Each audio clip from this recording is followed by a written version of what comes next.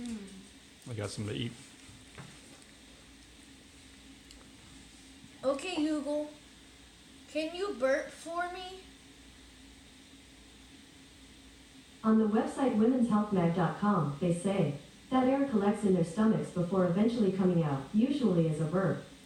Unlike burping, farting causes are a little less straightforward. Sometimes bacteria or food ferment in the stomach, leading to acidity and gas, says Ganju. Hey Google, can you burp for me? No comment.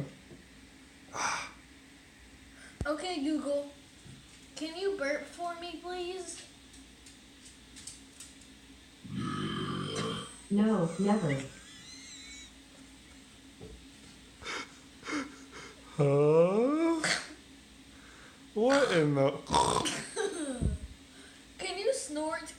Okay, Google. Can you snort?